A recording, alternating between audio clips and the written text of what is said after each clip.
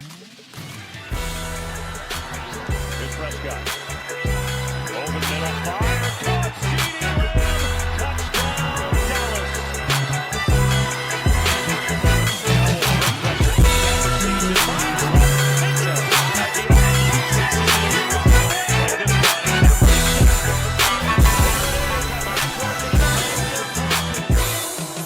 What up, Cowboy Nation? What up, YouTube? It's your boy Big D here at Big D Media. Talking all things Dallas Cowboys and other NFL news. Real quick before your boy gets started, like, comment, subscribe, share the video, hit that notification bell. Don't hurt you with nothing. Help me with everything, man. So, this last night, we know, was the end of a crazy week, too. The Monday night matchup was between the Philadelphia Eagles and the Atlanta Falcons. Very good game. Came down to the wire. Jalen Hurts and Kirk Cousins both had decent games. They look like two quarterbacks trying to get into their ways in September. So we're going to go over the stats and talk a little bit about what happened in the game. But, yeah, man, it was a decent ball game. Only nobody really got injured. I seen a weird call with C.J. Gardner-Johnson. He stopped him on fourth down, and he pulled his helmet off. But, of course, it wasn't the Cowboys, so they picked the flag up. But needless to say, the Falcons pull out the win with a long drive, pretty much the extent of the field, almost driving the length of the field, to take the lead with about 40 seconds left, 22-21.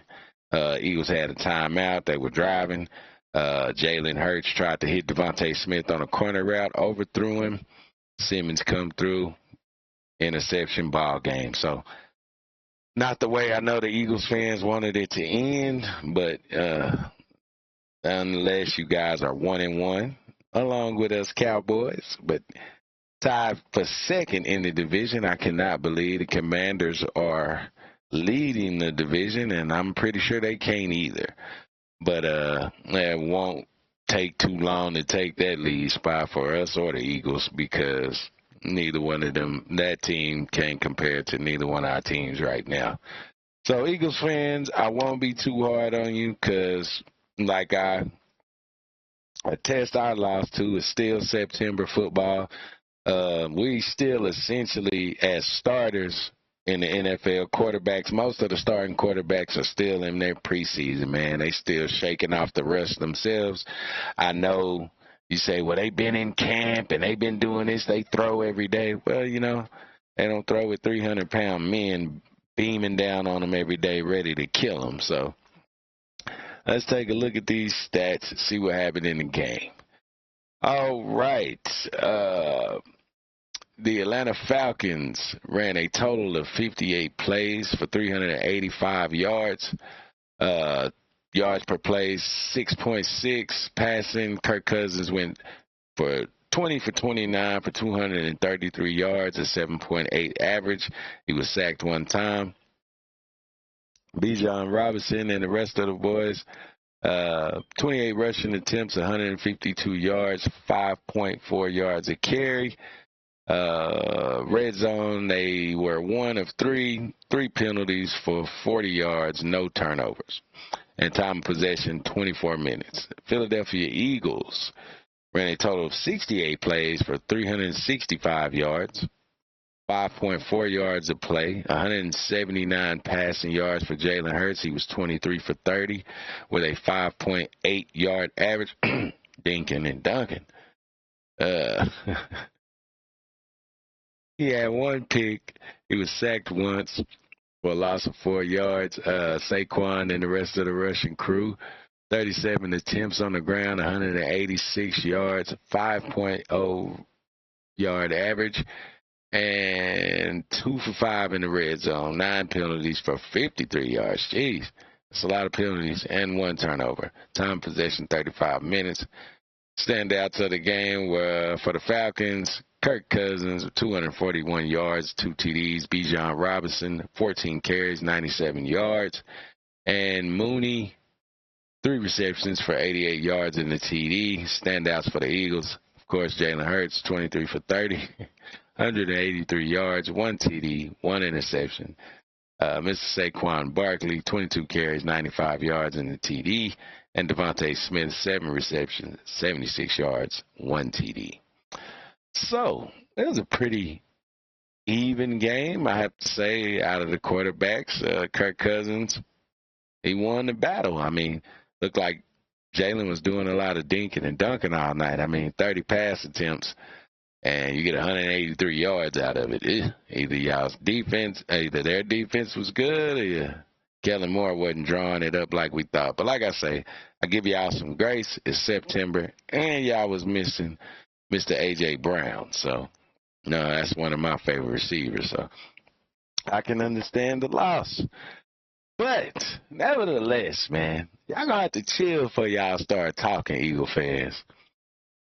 You know, you 1-1 with us, but yesterday, I can attest to the feeling. I know that it feels weird waking up 1-1 when you thought you was gonna be 2-0 against a team you just knew you was gonna beat. You couldn't tell me we wasn't gonna beat the Saints. And I'm pretty sure nobody could have told y'all wasn't going to beat Kirk Cousins and the Falcons. Like I say, any given Sunday, Monday, Thursday, Saturday, whatever day you play on, you get your tail whooped.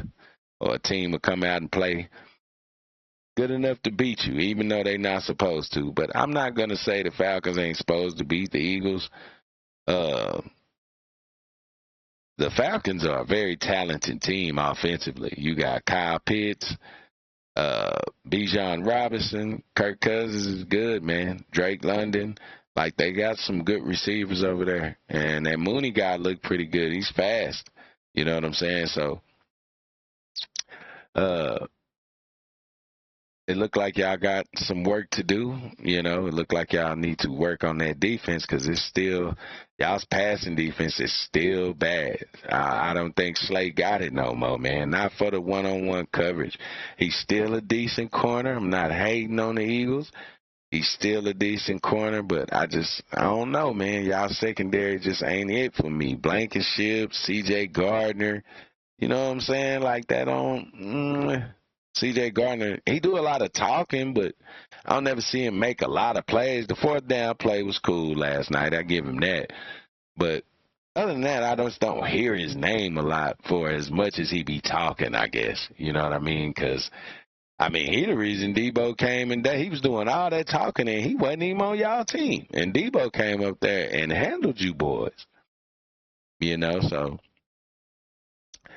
I, myself, am still trying to get over the loss. I'm over it, but, you know, it's just like that little thought in the back of your mind, like, was it a fluke? You know, are we really still this bad at defending the pin and pull and the Shanahan offense? Or was it just an anomaly for the week and we just didn't play well? You know, because I will vouch for that. You boys didn't play well at all. I didn't see a lot. I don't know what y'all did the night before y'all first home game. Don't do it again. I won't lie. When I first seen Micah on the broadcast, I'm like, man, Micah looked tired. I said that. I did. He looked like he had just woken up. I swear to God. But, you know, it just could be my eyes deceiving me. But when they showed Micah, that boy looked tired. So I'm not making no assumptions or nothing. I'm just saying, whatever y'all did the night before that game, don't do it again. It wasn't good luck. It was horrible luck. But, yeah, man, I'm ready to get to next week. Ready to see what the Ravens got in store for us. We know Big King Henry is there and LJ and, you know, Big Likely, you know, Andrews, he going to get back to feeling better. So this is going to be a tough ball game Sunday. They 0-2. So I know they feel like they backed in a corner right now. You know how dangerous people get when you back them into a corner and they fighting for their life, man. You know, you're going to get a different kind of fight. So we might get a playoff-style Ravens this week. So it's best that we get back in the lab, watch the film, learn from it, but don't do anything you did on there. You know what I'm saying? Because, man, Cowboys, Micah, D-Law, Eric, Trayvon, Dono, Jordan, Linville. You know, I need you boys to step up. Linville Joseph and Jordan Phillips, we brought y'all here so them things wouldn't happen. Now, I know y'all probably still trying to get yourself acclimated with the team and with the new defense because they did say Zim tried to change some things about it. And Linville used to play for Zim, but I don't believe them boys is really in shape yet.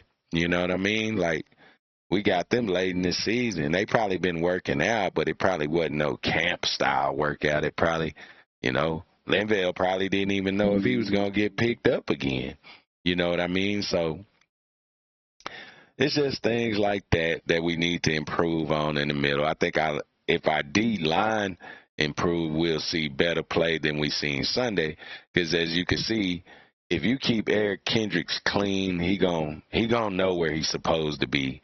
And there was some plays this past Sunday that I seen him barely miss, and the only reason he missed them because the edge wasn't set. So we need to get back in the lab. No, we don't need to work on that. We need to work on what the Ravens bring into the table.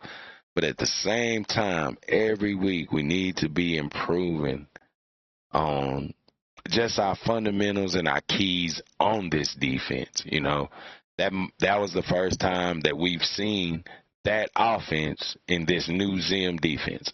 So it could be a case where maybe guys wasn't sure of what they seeing, because I've seen plenty of lanes where linebackers and D linemen, really the linebackers and safeties could have shot some of those lanes. They were just creating a lot of clutter for Micah and Eric and them because we so fast. So they created a lot of, what they did was pin Micah, pull the two linemen, so naturally the D lineman in there is going to flow with the lineman. You know, you really should be replacing that lineman as he pulls. You should be stepping up into that gap. But for some reason, I kept seeing us flow. I don't know if that's what Zimmer wants us to do. But me personally, the easiest way to stop the run, I don't care if they pinning and pulling. I don't care what they doing. If you get in your gaps, get upfield. Play your gaps, man. I don't know if we're a gap-based defense or if we just, shading and trying to fight through the man. But I feel like I wish we were shooting the gaps to create some penetration so those guys can't get into the rhythm of that play. Because if you get upfield and penetrate when them linemen are trying to pull, it's going to clutter the whole play up. But what they were doing was pinning Micah. Those guys were flowing into Micah. While they pushing Micah back inside, the guys trying to flow outside are running into each other on the D-line, and it was just creating a whole bunch of clutter that Eric and now the D-linemen are trying to get around each other. So Eric, he's got people in his lap. So it really just looked bad all around as a defense this week. I mean, we didn't play good from the rush to the pass. Like, secondary, y'all didn't do good either. So,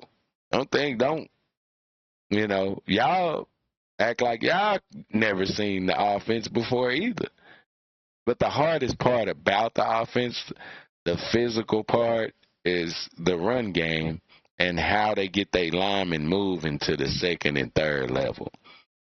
And what you have to do is shoot gaps so them linemen won't have free reign all the way around the end and picking on our linebackers and safeties, man. You know, we need our big men to keep that, to get penetration and keep them from getting upfield. I mean, Alvin Kamara, once he got to the second level, it really wasn't much for him to deal with after that. The second level, first and second level was just so cluttered up and discombobulated. It looked bad. I know some people don't even know what I'm talking about, but we have to find a solution for this type of run blocking, this type of run scheme. So, but yeah, man, I just wanted to go over the game from last night. Getting ready for this weekend, looking forward to it, man. This was a crazy week too, man. Eagles lost, Lions lost, we lost, 49ers lost. I mean, it's been a week, you know what I mean, for the NFC especially the top teams in the NFC. So I'm guessing we seeing some of these teams that's going to be rising to the top this year, because I don't know, that Saints loss, it's still going to look bad because of the number and within the manner in which it happened. But it is week 2.